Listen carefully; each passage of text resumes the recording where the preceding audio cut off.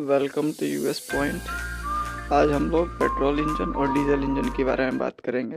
आखिर किसकी एफिशिएंसी ज़्यादा होती है, आखिर कौन सा हमें पेट्रोल इंजन लेना ज़्यादा किफ़ायती पड़ेगा या डीजल इंजन लेना हमें किफ़ायती पड़ेगा, आखिर किस में ज़्यादा फ्यूल बर्न होता है, किस में कम फ्यूल बर्न होता है, और किसकी मैकेनिज़्म कैसा है। डीजल इंजन में कौन कौन से मैकेनिज़्म यूज़ होते हैं, पेट्रोल इंजन में कौन कौन से मैकेनिज़्म यूज़ होते हैं। आज हम लोग इसके बारे में बात करेंगे।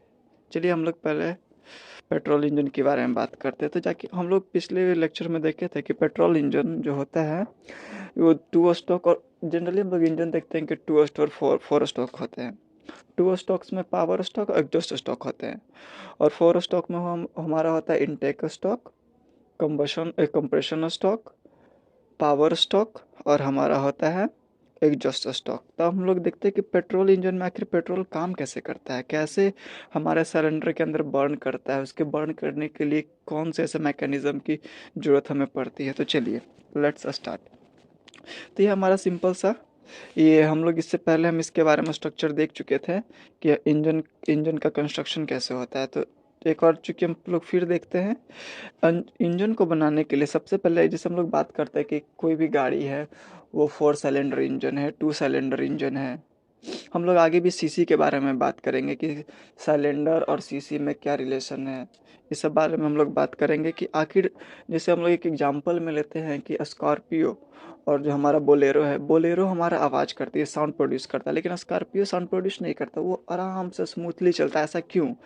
ऐसा कुछ तो कारण होगा, तो उसका कारण डीजल और पेट्रोल है, वो हम लोग आगे देखेंगे। अभी जब ये वीडियो आप लोग को समझ में आएगा, ये जब टॉपिक ये समझ में आएगा जो हम अभी बता रहे, पेट्रोल इंजन का एफिशिएंसी ज़्यादा क्यों होता है, इस पेट्रोल इंजन में वॉइस कम क्यों, साउंड प्रोड्यूस क्यों कम करता है, पेट्रोल डीजल इंजन में साउंड क्यों ज़्यादा होता है, हम लोग ये सब देखेंगे। आज हम लोग एक सीसी के बारे में भी जानेंगे, रेडिएटर जानेंगे, कार्बोरेटर जानेंगे, हम लोग सब जानेंगे। तो पहले हम लोग पेट्रोल इंजन की बात करते हैं। पेट्रोल इंजन के लिए सिंपल मैकेनिज्म है, एक हमारा सिलेंडर होता है, उसके अंदर एक पिस्टन हमारा होता है, पिस्टन एक रोड से जुड़ा होता है, उसको पिस्टन रोड ही बोलते हैं, और पिस्टन रोड के नीचे एक सर्कुलर मैकेनिज्म टाइप कंस्ट्रक्शन एक क्रिएट होता है, जो एक उसका काम है कि एक उस रोटेशन करके वो अपने ही पोजीशन पे वो वापस चलाता है। जिस तरीके का हम लोग पेंडुलम में देखते हैं कि वो फ्रो और बैक जब वो मूवमेंट करता है, करने के बाद वो अपने मिड पॉइंट पर आके वो रुक जाता है एक फिक्स इंटरवल ऑफ टाइम पे। तो यहाँ पे भी वही मैकेनिज्म यूज होता है, तो इसको हम लोग बोलते हैं क्रैंक।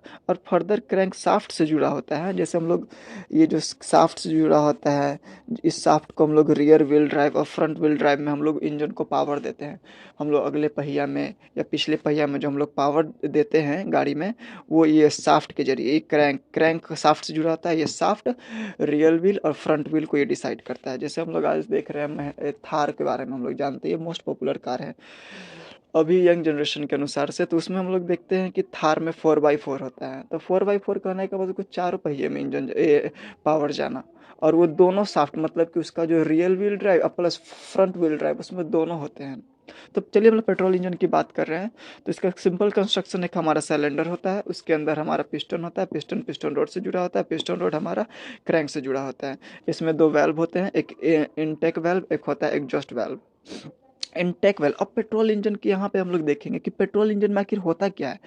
तो हमारे पास एक ऐसा मैकेनिज्म होता है गाड़ी के अंदर, जैसे हम दोपहिया वाहन को देखते हैं, जो हमारा नीचे इंजन लगा था, इंजन के ठीक ऊपर एक सर्कुलर सा गोल सा ऐसा, वो कहने का मतलब वो जैसे कि वो हमारा हॉरिजेंटली प्लेस्ड क्या होता है, जिसको हम लोग बोलते हैं रेडिएटर, कार्बोरेटर बोलते हैं उसको। कार्बोरेटर का काम होता है कि उसमें उसमें दो केबल होते हैं, एक होता है जो हमारा ऑयल टैंक से जुड़ा होता है, और दूसरा हमारा वो नीचे एक देखते हैं कि वो बाहर की तरफ वो निकला होता है। तो आखिर काम क्या है उस बाहर जो तार निकला हुआ है उसका भी काम है।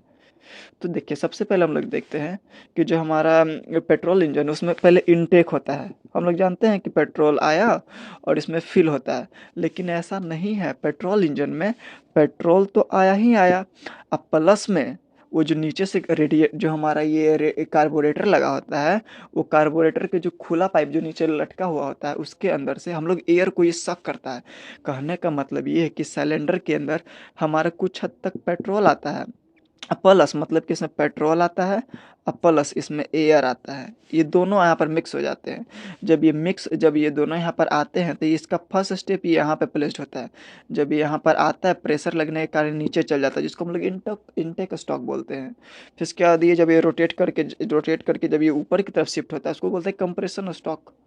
फिर उसके बाद यहाँ पे जो कंप्रेशन स्विच, यहाँ पे जो हमारा एयर था और हमारा जो कुछ हद तक जो यहाँ पे पेट्रोल था, ये यहाँ पे पेट्रोल था वो यहाँ पे कंप्रेस्ड हुआ। और कंप्रेशन के कारण यहाँ पर एक फोर्स, मतलब कि कहते हैं ना कि यहाँ पे एक जनरेशन कैपेसिटी जनरेट होता है।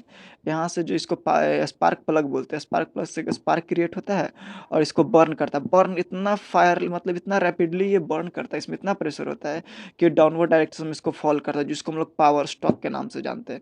जब ये पावर स्टॉक लगा, जब ये रोटेशन कंप्लीट किया, जब फिर ये ऊपर वापस जाता है तो एग्जॉस्ट वहाँ पे जो जब जला हमारा स्पार्क प्लग से, जब यहाँ पे पेट्रोल हमारा एयर जो बर्न किया, बर्न करने का जो एस प्रोड्यूस हो एग्जॉस्ट स्टॉक से बाहर आता है। कहने का मतलब सिंपल है कि जो हमारा पेट्रोल इंजन है इसमें चार स्टॉक हो या 2 स्टॉक, जो भी हम लोग स्टॉक में ले, जो भी इंजन 4 स्टॉक ले या 2 स्टॉक इंजन ले, कहने का मतलब कि इसमें पेट्रोल के साथ साथ इसमें एयर भी आता है। ठीक है, उसके बाद पेट्रोल के साथ साथ एयर आता है। वो एयर लाने के लिए कौन जिम्मेवार है? वो हमारा होता है कार्बोरेटर, जो पेट्रोल ऑयल टैंक से जुड़ा होता है, और दूसरा केबल जो है वो एयर नीचे की तरफ लटका, जहाँ पे एयर सक करता है, मतलब कि यहाँ से एयर भी सक करता है और इसमें से हमारा पेट्रोल भी आता है। लेकिन इसका ठीक अपोजिट होता है, किसमें?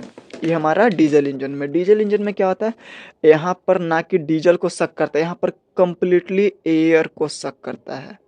एयर को सक किया और इसके ऊपर एक इंजेक्टर होता है जिसको बोलते हैं फ्यूल इंजेक्टर। फ्यूल इंजेक्टर यहाँ पे जैसे यहाँ पर इनटेक किया, यहाँ पे एयर इनटेक किया तो इसका पिस्टन हमारा नीचे की तरफ शिफ्ट किया, प्रेशर ड्यू टू प्रेशर। जब इसका रोटेशन यहाँ पे भी कंप्लीट एक हुआ तो फिर ये ऊपर जाएगा तो कंप्रेशन स्टॉक लगा। और कंप्रेशन स्टॉक लगने के बाद यहाँ पर एयर को इतना हाईली कंप्रेस्ड कर देता है, इतना हाईली कंप्रेस्ड कर देता है कि यहाँ पर एयर हिट हो जाता है। हिट होने के कारण बस यहाँ पे थोड़े से हमें फुहेरी की जरूरत पड़ती है, मतलब इंजेक्ट, थोड़ा सा हम लोग डीजल को इंजेक्ट करते हैं। और चूंकि एयर गर्म हो गया, हीट हो गया, तो हम लोग जानते हैं कि डीजल हाईली इन्फ्लामेबल है पेट्रोल के मुकाबले। मतलब कि दोनों इन्फ्लामेबल है, मतलब पेट्रोल ज़्यादा इन्फ्लामेबल है, वहाँ पे उसमें कार्बन की मात्रा ज़्यादा होती है। तो तुरंत यहाँ पे हमारा फायर जनरेट होता है, बर्न होने लगता है।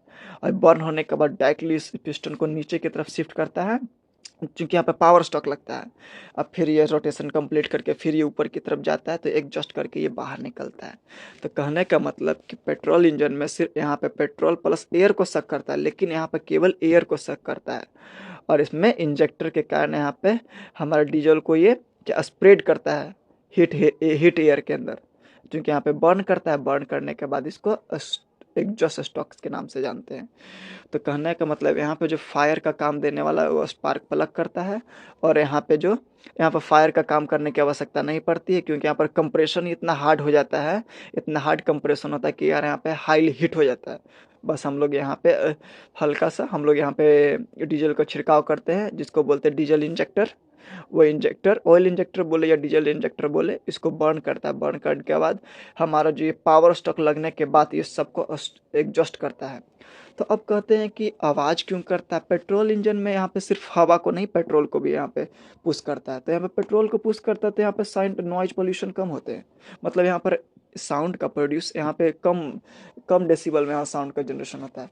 लेकिन यहाँ पे साउंड का प्रोड्यूस यहाँ पर ज़्यादा आता है, क्योंकि यहाँ पर एयर को इंजेक्ट करता है। जैसे ट्रक उरक में देखते हैं हम लोग, धर धर धर धर आवाज़ करता है।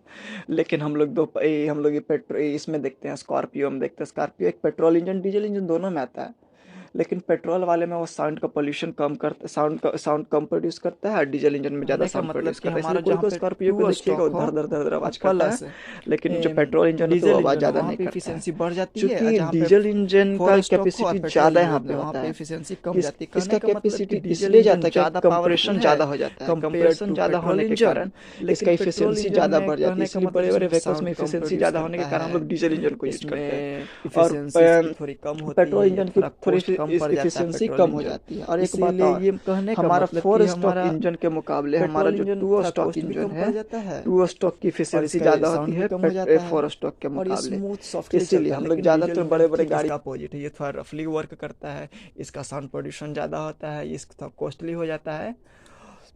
और लेकिन इसकी इफिशियंसी ज़्यादा होती है, पावर ज़्यादा इंजन में जनरेट करता है, चूँकि ये बड़े बड़े व्हीकल्स में हमारा डीजल इंजन काम करता है। ये हमारा पेट्रोल इंजन और डीजल इंजन को हम लोग यहाँ पे डिफरेंस हम लोग यहाँ पे किए हैं। ये देख लीजिए एक बार, ये दोनों में लगभग एक ही होता है। एक और चीज़, ये जो सीसी की बात करते हैं, तो सीसी कहने का मतलब ना कि हमारा जो ये सिलेंडर है, एक एक मिनट, इसको बोलते हैं हम लोग टीडीसी और इसको बोलते हैं यहाँ पे बीडीसी। टीडीसी कहने का मतलब कि टॉप डेड सेंटर और बीडीसी कहने का मतलब कि बॉटम डेड सेंटर। ये जैसे कि ये एक हमारा कैपेसिटी को बताता है। ये डिफरेंस है सिलेंडर का अपर पार्ट और लोअर पार्ट का, कि कहने ये हमारा वॉल्यूम को बताता है। सीसी कहने का मतलब होता है कि क्यूबिक सेंटीमीटर। सीसी का मतलब होता है क्यूबिक सेंटीमीटर, क्योंकि इसको वॉल्यूम को बताता है। वॉल्यूम को हम लोग 3 डायमेंशन में मेजर करते हैं, लेंथ ब्रेथ और हाइट के रूप में, तो इसीलिए हम लोग सेंटीमीटर क्यूब में नापते हैं। तो सीसी का मतलब ही होता है कि क्यूब सेंटीमीटर। क्या होता है? क्यूब सेंटीमीटर, इसी को हम लोग सीसी कहते हैं। सिंपल सी बात। Thank you for joining US point. I hope you understand very well, so thank you.